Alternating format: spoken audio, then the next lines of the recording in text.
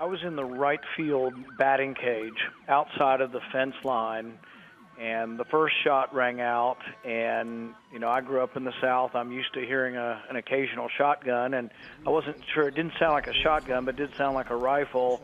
And then there were a couple of seconds. Everybody kind of looked up and heard the sound, but we were about ready to go back around our business. Nobody dropped to the ground. Nobody ducked. Nobody did anything that I could see.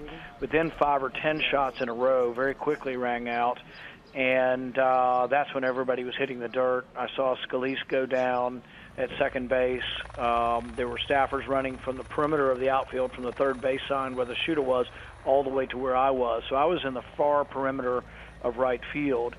And I often give Senator Flake a ride home. And just about a minute before, I'd been at the batting at home plate, and I walked by him at the dugout, and I said, I'm going to go one more time for one more batting cage in the right field.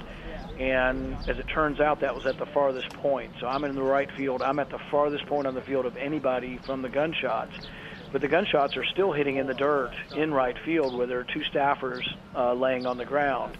I think one of them may have been hit, but between me and them is about a 15, 20-foot fence. So one of the staffers decides, the heck with this, I'm not staying here. The bullets are flying all around me.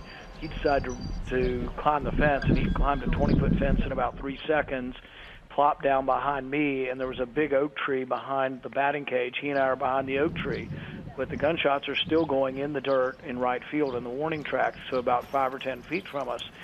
And at some point, I'd say 50 or 60 shots at least have been fired from the shooter, and then we start to hear the Capitol Hill police respond, and theirs is a different weapon, so you hear pistol shots going back at the shooter.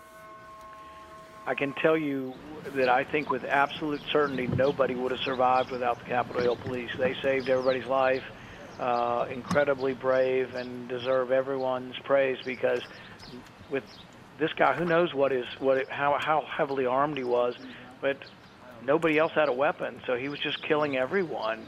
He would have. And I think the Capitol Hill police, apparently both were wounded. I hope they survive, and they deserve our gratitude for saving. It would have been a massacre without them.